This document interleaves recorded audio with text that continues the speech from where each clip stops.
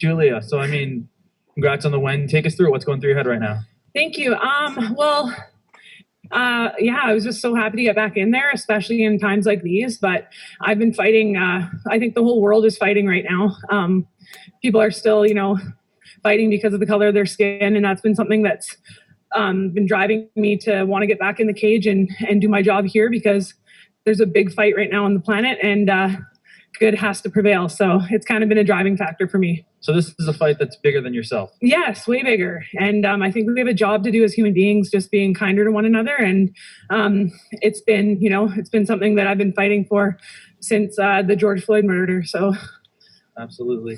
And so, I mean, your corner was calling for the finish in the third round. Did you feel like you needed to make a statement tonight? And do you feel like you made that statement? Yeah, you know what? I think I did. I'm the first 145er back in the cage. I was contacting Bellator saying, get me back in there as soon as possible. It wasn't like a full training camp or anything, but I just had a lot of passion and I wanted to get back in there, especially after my last loss.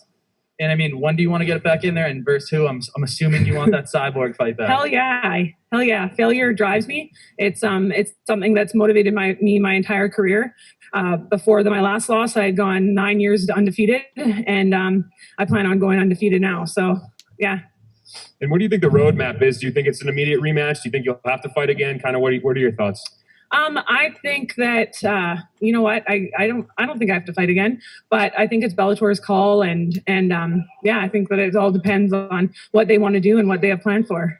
And a minute ago, I just going back to what you said about your motivation for this fight and everything that's going on in the world. Can you just talk about that a little more? I mean, why does it mean so much to you? It means so much to me because my husband's black, my stepson's black, my mother-in-law's black, and I've just seen a lot of racial injustice going on in my community on the Sunshine Coast. It's not just a U.S. problem.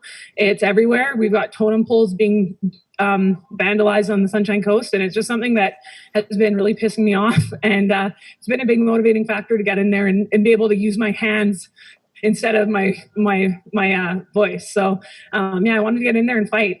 Yeah, absolutely. And your platform too. I'm assuming that's something going forward you're gonna preach. Yeah. Hell yeah. And I hope it doesn't continue to be a problem, and I hope it disappears. But as long as I'm fighting, I'll be fighting for that as well. Awesome. Thank you. Thank you. All right. First question goes to Giancarlo Alina. Hi, Julia. Congrats on the win and getting back in the win column. Just what were your thoughts on Jessie Mealy tonight as an opponent, and was there anything that surprised you? No, I knew how tough she was. I didn't take her lightly. I think that's I learned that lesson a long time ago in my Muay Thai career. When you take people lightly, it bites you in the butt. So I knew I'd studied her. I knew what she was, and I knew she was bringing it. I knew she had a point to prove, especially after missing weight yesterday. Kevin Varghese. Hey, congrats on the great victory. One key question: the Tampa's watching tonight. Do you have a message for her? Are you coming back for the title? Absolutely, I'm coming back to the title. It's Bellator's call, but that's my goal. John Eric Polar. Hi, Julie. Congrats on the win. Thank you. I want to know, what was it like for you mentally as you're getting ready to walk out there and go and perform, as it's your first fight coming off of a loss in such a long time?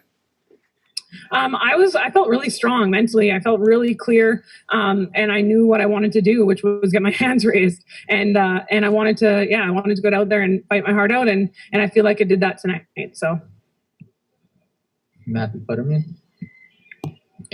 Hey, congrats on the win, Julia. Hey, on your uniform you have a cross. What does that symbolize for you? Huh?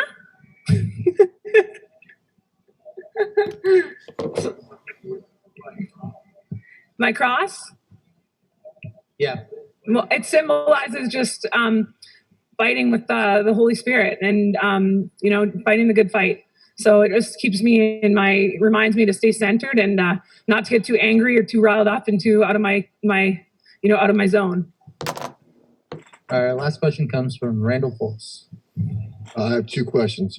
Before the Cyborg fight, you were 9 years without losing. You talked about it earlier. What does it mean to you to get back in the win column?